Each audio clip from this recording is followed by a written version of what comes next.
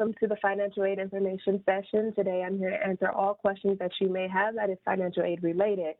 My name is Sharon Watkins, and I am currently the loan officer here at Central Texas College, so I'm here available to you to answer questions and give information. Just a few things that I want to touch on today. You guys, the students may have received a letter in your email that was called a debt letter. That is just for informational purposes only. The state requires that we do send those out once a year. So there's no action that should be taken for those letters. That means you do not have to start making payments. You don't owe anything right now, like where you have to make a payment to the college itself or things like that. It's just a general notice that goes out to give you kind of like a general sense of where you are as far as debt goes with any loans that you may have taken out. We understand that most of you have not taken out loans here at CTC, but that debt is from your colleges that you previously attended and may have taken out loans there, okay? Just to let you know how much currently you owe in student loans, and we are required to do that once a year, okay? Sharon, let me interrupt just a second. I just want you to reiterate the fact this is something that not CTC is doing. This is a state requirement, and and I want to drive that point home. If you can just kind of re-emphasize that one more time. Yeah. So again, it's not CTC that decided, hey, let's wake up and give the students the letters. It is a requirement per the state of Texas because we do get state funding. So because of that component, we have to send out these letters once a year. And again, we understand that you may not hold that debt here with us personally at this college, but it carries from any institution you've ever attended and taken out loans, okay? So we have gotten an influx of emails and phone calls and people trying to pay off things and stuff like that. Loans are still in deferment for everyone until September as of now. I have not heard of anything it extending beyond September. So everybody is still on the same deferment. No payment should be made to the lender or the school per that letter, okay? It's just informational purposes only, just to let you know where you are debt-wise. Great, thank you. You're welcome. Some things to keep in mind, students, if you're wanting summer loans, make sure that you are completing a summer loan request form, okay? If you guys did not get packaged or offered loans in your initial offer letter, then you will not qualify for a summer loan, okay? These are just for students who have already been awarded for loans and may not have used all of their loans in previous terms or semesters, okay? That allows us to take those unused funds and move them into summer for you. The reason for the summer request form is so that we can make sure to award you appropriately and not to over-award if you attended any other institution during the academic year. So please make sure you guys are turning in the summer loan request form. Only turn them in if you have already been offered or awarded loans, okay, direct loans here at our institution. The summer loan deadline is going to be June 30th. That means this is the last day you can decide to accept your loans that you previously had pending, or this is the last time, this will be the last date you'll be able to request loans for the summer, okay? Again, that date is June 30th. So that is next month on the 30th. We will no longer be moving any funds for summer, okay? Please keep in mind that if you are going to school in the summer, you still must be enrolled in 6 credit hours, at least 6 credit hours to get those loan funds dispersed out to you, okay? A lot of times we're seeing students register in 3 credit hours and then you wonder why your loans don't disperse. And then you say, well, I enrolled in 12 credit hours, but they don't all start at one time. You must be in at least 6 credit hours at one time in order for loans to disperse. That means if you have a class that starts earlier and it only makes you in 3 credit hours, you will not get funds released until your later class starts and you're in 6 credit hours at that time, okay? I just wanted to reiterate that to you guys. All right, well, I don't have too much more to say or offer, without giving the same redundant information. So if anyone has any questions, please feel free to go ahead and leave them, and I'll be happy to answer them.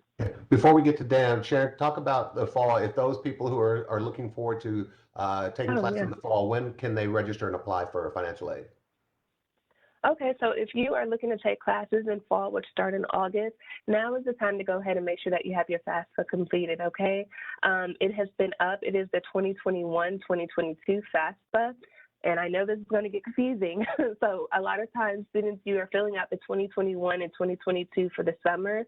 That is not the correct one. If you would like to get funds for the summer, let's say all year you haven't attended school, you're ready to go to school and you want to start in the summer, make sure you are completing the 2020-2021 FAFSA to cover the rest of this academic year. The 2021 to 2022 FAFSA, which most of you have gotten a jump and filled out, is for the fall semester. So now is the time. It is available on studentaid.gov. Go ahead and apply. That allows us to have enough time to process to where we can get you, potentially have you offered and awarded prior to the start of your classes. So that way you don't have to come out of pocket for any of your classes, books, supplies, things of those nature if you qualify for any aid, okay? The time to get those documents and everything in is now. I'm not going to say there's per se a deadline because we do process all year round, but just a priority. If you go ahead and do it now, you are almost guaranteed to start in the fall semester with financial aid, okay? And they can find that FAFSA application online on our webpage? Yes. Yes, Okay. it is www.studentaid.gov is where you will go. The Department of Education did a wonderful thing. They compounded all their websites into one. So if you need to do anything like loan entrance, sign your master promissory note, complete your FAFSA, see how much you currently owe for your student loans, find your lender, all that information is located now on www.studentaid.gov, okay? So, ready for the questions? Yeah, go ahead, Dan. You had a couple of questions that you were interested in asking.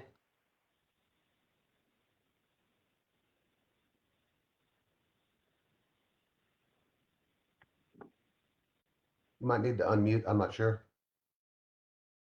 Thank you. You'd think in the technology sector I'm in, I'd know better than to not press that button. It happens to everybody. Oh, goodness gracious. 2021, huh? Yeah. Yeah, I guess the key for me is, well, a couple of things. I know we're talking about the fall here, and I may be jumping the gun, needing to talk about being able to start in 2020, or the spring of 2022. But I'm trying to figure out for that piece right there, what my time frame is, and then what the dates are for being able to. You'd think it was before, after 10 o'clock. Goodness gracious. Okay, trying to figure out the dates are for having tuition, or if there is a period of time where you put in segments or pay in segments, something along those lines. What's kind of payment or tuition schedule for those types of things? I'm not sure that I understand the question.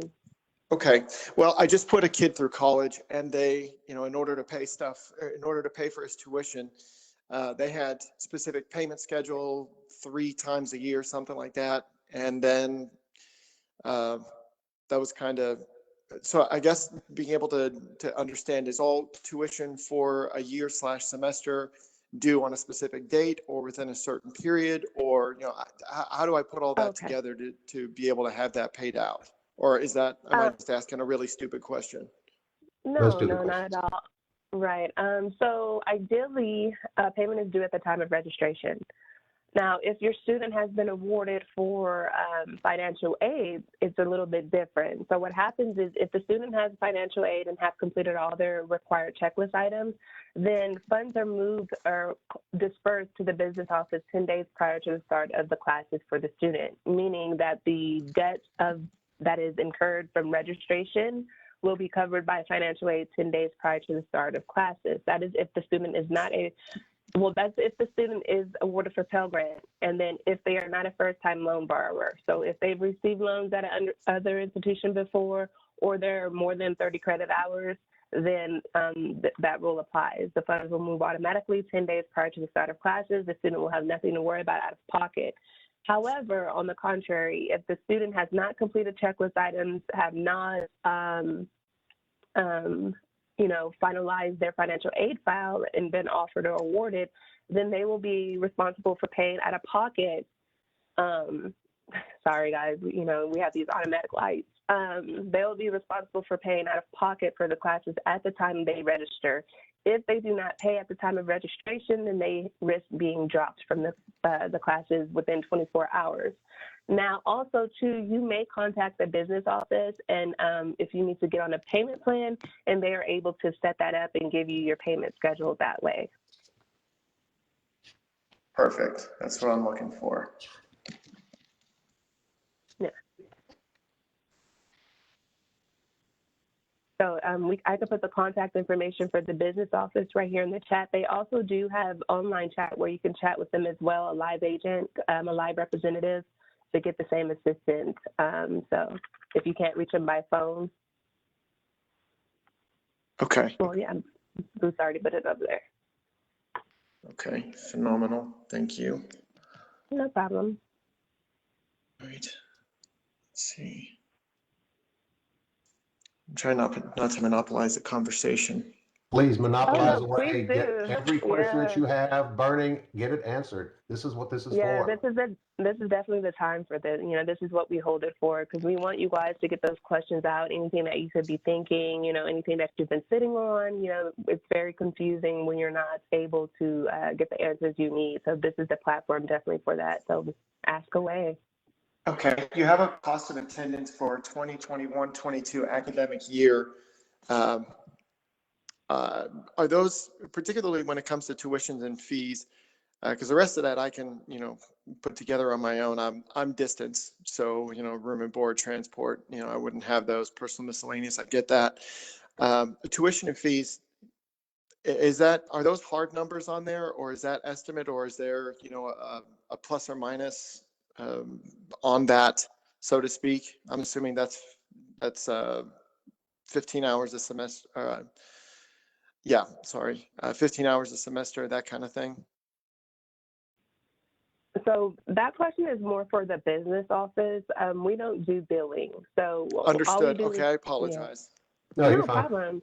No, the tuition rate is what it is. We don't, you know, there's no rounding up, no rounding down. Whatever the per credit hour states, that's what it is. So I will say though that there are some programs that do have slight differential. Addition. Usually those are programs that, for example, our aviation, some of our nursing or MLT, they do have a slight variation, but it does appear on the on their programs, they'll let you know that. But the actual tuition is set by the board, and it's set way ahead of time, I believe, right, Bruce? yes, that's correct. So, Okay. so whatever the catalog says or the course schedule says for the summer semester or fall semester, there's a guide in there that has the rates, and that's exactly what you pay. But like Marcelli said, if you're in the nursing program or in aviation, there will be some other fees associated with that. But your cost per hour per class is exactly what's in that schedule program. Okay. I hope that's what you were asking. It absolutely is. And Right. yeah, that's perfect. Thank you. Certainly. And again, For Dan, me, don't that hesitate. Go ahead. I appreciate that. For me, that gets me where I need to be numbers wise. The questions I know I'm going to get asked and the answers I know I can provide. So you guys have answered all the questions I need at this point. Anything else? I think I can potentially reach out in emails for the information you've given me, or dig a little bit deeper in the website. I think I can verbatim go through certain pages and regurgitate those. But that's it. That's it for all the questions that I have. I'd love to listen to answers to folks or questions other folks have, and I don't mean to monopolize. So thank you No, very no much. monopolizing whatsoever. You're right, because Right. as Marisol said, your questions might be others, and questions that other people might have, they might benefit you as well. And again, Dan, if you think of something later, you know, I've sent you links and you have my email, just reach out and we'll get you squared away. Thank you so much, Bruce. I really appreciate it. You're very welcome. So, Thank Marisol, you. are there any questions on Facebook? So Sharon, because he's talking about starting in the spring, what would you recommend for somebody who wants to start in the spring of 2022, in terms of what FAFSA and when they should fill it out? Okay, so again, that would be the 2021-2022 FAFSA that is available currently now. I would say go ahead and fill it out. The earlier, the better. when we award you initially, it is for the academic year, which includes the spring. Okay, so that's as far as loans go. You know, now would be the time, and don't wait. If you do choose to wait, then I would say the next good time to do it is probably December. You know, because you want to get everything in and done prior to the start of the semester, so there's no out-of-pocket cost.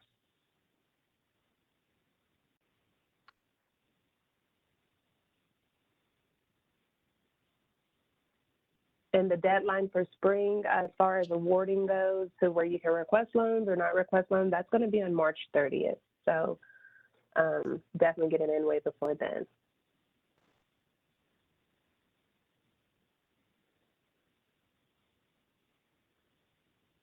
Any additional questions or? There are no questions on Facebook, and I don't have any here. So unless somebody else who's tuned in the WebEx has anything, then I think we are out of questions. Again, I just want, for those who are listening and for those who did receive that letter about the student loan, I just want to reemphasize the fact that those are not CTC mandated letters that are mandated from the state. No action is required on the student's part. You do not have to start emptying your bank accounts to pay anything back yet. No, that's not the case. So it's just an information letter, as Sharon said, to let you know exactly where you stand right now, and no action is required on your part. So, and again, that's not CTC dinging you saying you owe us money. That's not the case at all. So this is a state required letter just to give you the information of where you stand. So please take it at face value at that. So. And guys, this is going to be my last info session with you all. I will be leaving the company because I am moving to Georgia. So thank you all for this platform and being able to be a part of these lives and answer student questions. I've had an amazing time doing this. Students, thank you for being great and, you know, giving CTC a try. And, you know, without you guys, you know, we wouldn't have jobs or positions. So thank you. And Sharon doesn't realize this, but we are going to track her down in Georgia and hook her up and force her to answer these questions in the future. So no, Kiana's coming in behind me and she's great. So I have somebody who says that they have a question. I'm waiting for Tyree to type it.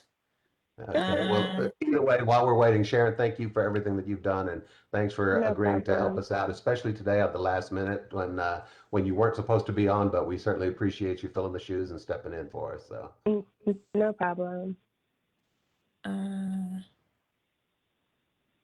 Tyree, you say you have a question? We're waiting for you. I definitely we want to answer it. That's yes, definitely. okay.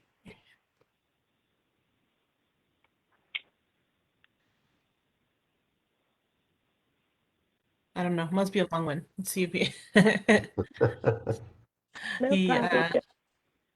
he's got some let's see. Oh, he's typing it. See? Yeah, it's a long one. He's trying. He's trying. But yeah, thank you, Sharon, for everything. You've been such a great pleasure to work with, and you've been able to do this with us since we started doing this, and with a smile and with a positive attitude, and I really appreciate that. So we definitely want you to have success wherever you're at in the future. So thank you. Definitely. And while we're waiting for Tyree, let me just kind of say there are other options for money out there. Our CTC Foundation has scholarships available. The scholarship application will open up the first part of 2022, and you can apply online, submit one application for a plethora of scholarships that you might be eligible for. Also on that scholarship page and on the financial aid page, there are other resources listed there that might be of benefit to you, that might help you pay for school. So please explore those options as well. And that's one thing that I know Pearl has always stressed is we don't want to see you leave here with a bunch of student loans. CTC is a very affordable community college compared to others in the area and others in the state for that matter. And so we want you to have as many financial resources available to you that can kind of minimize so you don't get out there in your career and in the world and have a lot of student loan to pay off immediately. So that we want you to make sure that you explore all possible financial options available to you. So here's the question. How do I find out where I stand regarding my grades and if I owe debt? Yeah, I was a student 2020 spring and stopped attending right before COVID and definitely didn't return after. I'm also a veteran. Will this go on my record? So I guess the bottom line is, where do they find out about their standing as far as grades go and if they owe debt? Okay, so you can send an email and we can check, I can check your SAP status. My email is going to be listed right here in the chat section. You know, that's information I don't want to put out for everyone, you know, but you can definitely send me an email and I'll check on that for you. Or you can also contact the admissions advising department, and they'll let you know if you're on any kind of probationary period, probationary status, or anything like that as far as academics go. But definitely for financial aid purposes, I can check and see if you're financial aid eligible, you know, or if you got to do an appeal or anything like that. As far as will it go on your record, I mean, pretty much, you know, it depends on how you left, you know, so were they withdrawals or did you fail, you know, were they W's or F's on your transcript? So that's kind of, you know, the only way I could see it going on your record.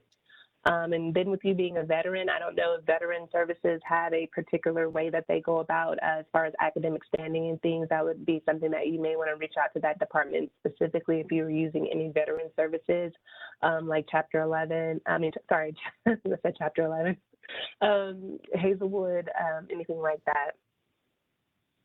Okay. Well, the student says that they have moved to Georgia and they're going to be right next door to you, your neighbor, and they're going to try to attend GSU, Georgia Southern University, I believe that is. So, and so I guess that what does he do now that he's moved to Georgia? I guess use the contacts that we're listing here for him. Yes, go ahead and send an email, because then at that point you're going to want to make sure your transcripts are able to be sent over. And so if you do have any debt with us here, then that could prevent that from happening. So if you can just shoot me an email with your student information, and I'll go ahead and check for you and see if you have any holds that would prevent your transcript from going over or any debt.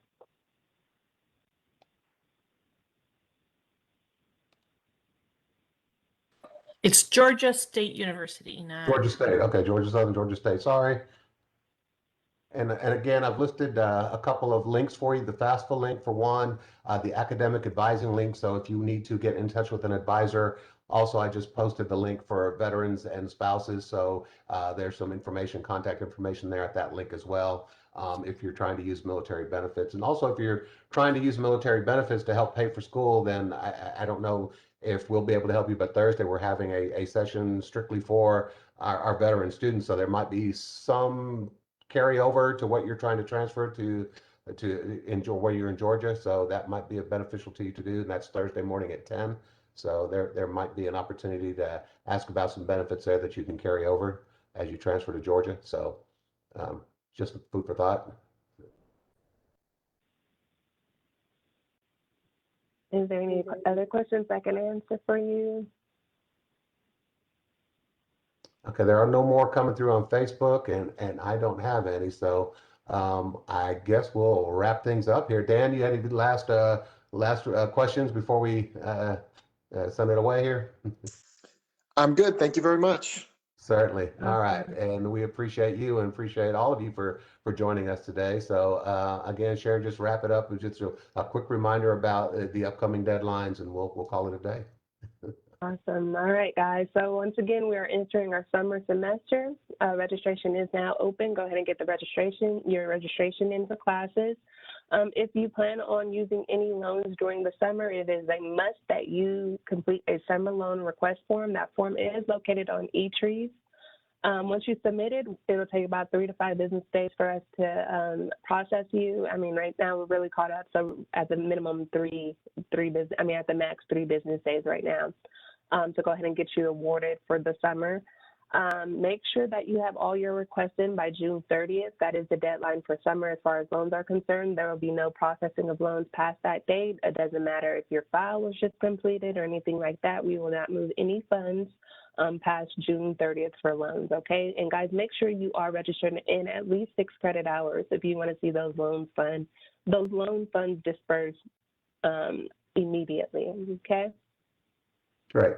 Thank you so much, Sharon. And then Maricela just typed in that Tyree doesn't know what else to specifically ask, but he's going to send you an email. So you can Okay. expect to hear from him. So great. All right. Thank I you, will be Tyree. waiting. And all right, sounds good. Thank you all so much. We truly appreciate you. And again, as we mentioned, join us on Thursday morning at 10 a.m. If you are associated with the military and have questions about military and veterans benefits, we will have someone from our Veteran Services Office on here in the same format to answer your questions. And that again starts at 10 a.m. It'll be live on Facebook and here through a WebEx, so you can register online for that. And if you'll bear with me one second, I will get us to the link to register for that. And bear with me just one second. And Sharon, the person's name is Tyree Brown that you'll be getting an email from. So Okay, I see it.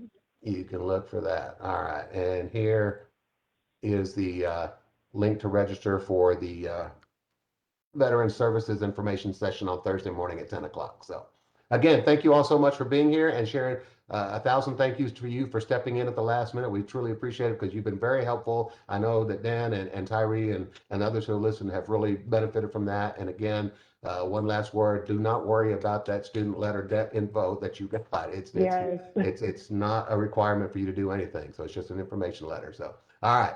Any last words? Any last thoughts? No, you all have a wonderful day. All right. Thank you so much. Thank you, guys. We appreciate you joining us. Take care, and we'll see you next time. Thank you. Certainly.